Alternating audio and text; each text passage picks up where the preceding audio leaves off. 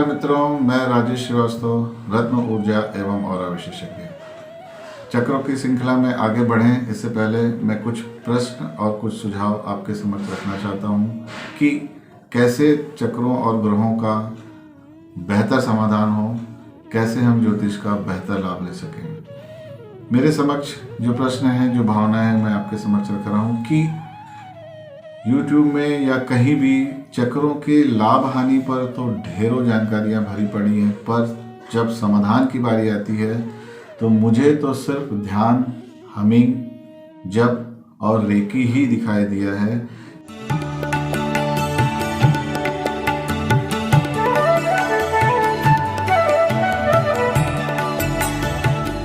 जो कि मेरी नज़र में हम जैसे साधारण लोगों के लिए या रोजी रोजगार में फंसे लोगों के लिए जरा भी कारगर नहीं है। मेरी दृष्टि में बिना सिद्ध गुरु के, बिना प्रॉपर टूल के तो चक्रों और ग्रहों की वास्तविक स्थिति का आकलन ही नहीं किया जा सकता।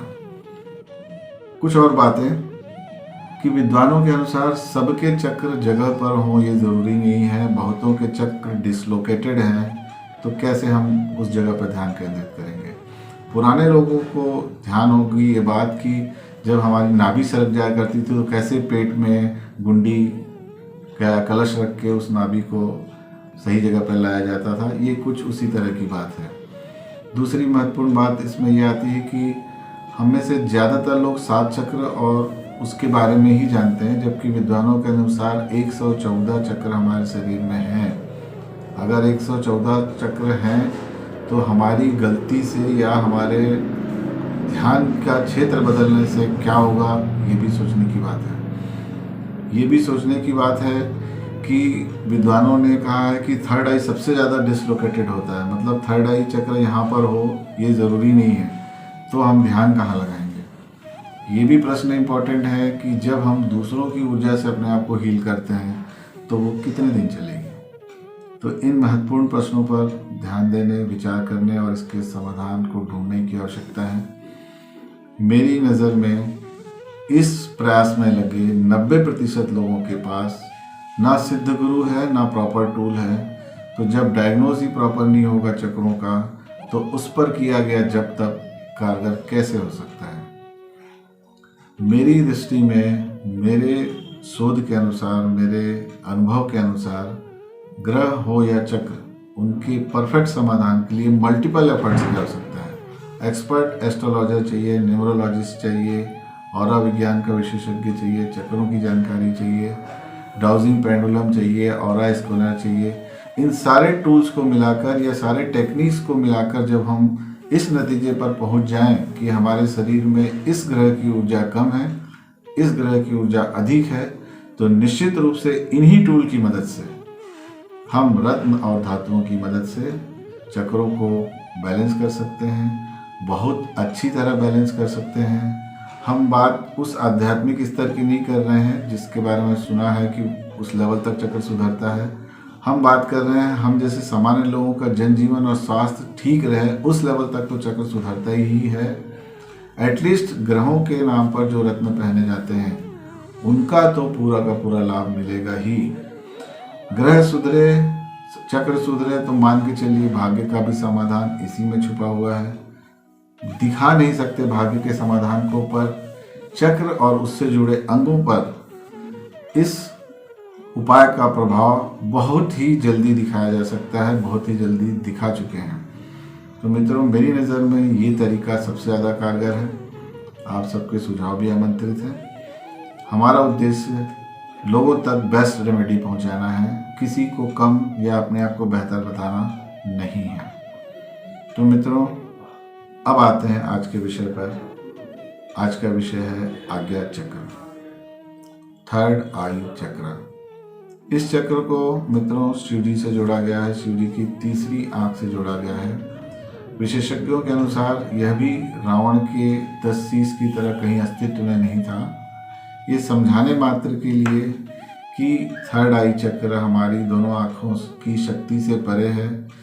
ये हमें वो सब दिखा सकता है जो हम अपनी आँखों से नहीं देख सकते।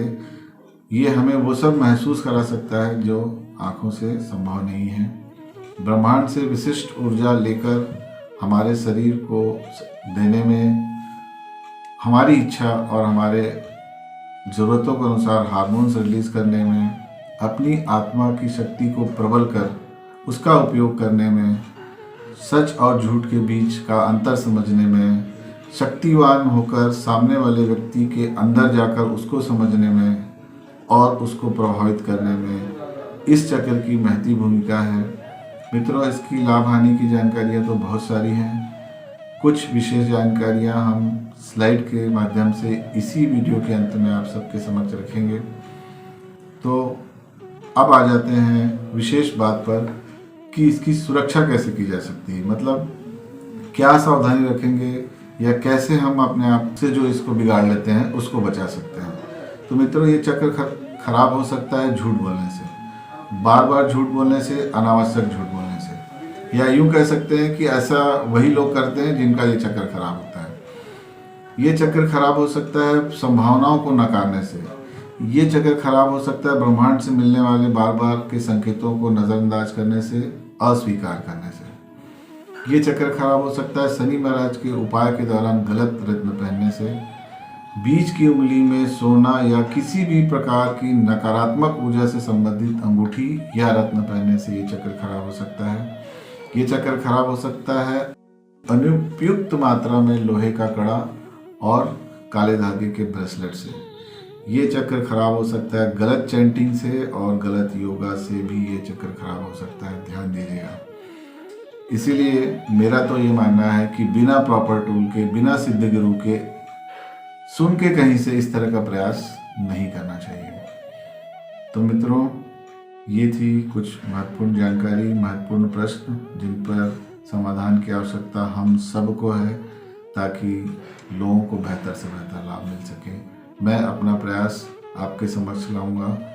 मैं या हमारी टीम कैसे चक्रों को डायग्नोस करती है, कैसे हम रत्नों के जरिए इसका समाधान करते हैं, इस पर एक डेमो वीडियो हम इस श्रृंखला के अंत में लाएंगे ताकि उसमें जो कमी हो उस पर आप सबके सुझाव आ सकें और लोगों तक बेहतर समाधान पहुंच सके। तो मित्रों, जुड़े रहिए इस अभियान में। क्योंकि ग्रहों और चक्रों का समाधान एक टीम वर्क है मेरी दृष्टि में, और आप सब भी इस टीम के मेंबर हैं। बातों को प्रसारित कीजिए। आपके कीमती समय के लिए आपको बहुत बहुत धन्यवाद। आपके सुझाव निश्चित रूप से हमारे इस प्रयास को सफल बनाएंगे और लोगों को लाभ होगा, यही हमारी भावना है। बहुत बहुत धन्यवाद।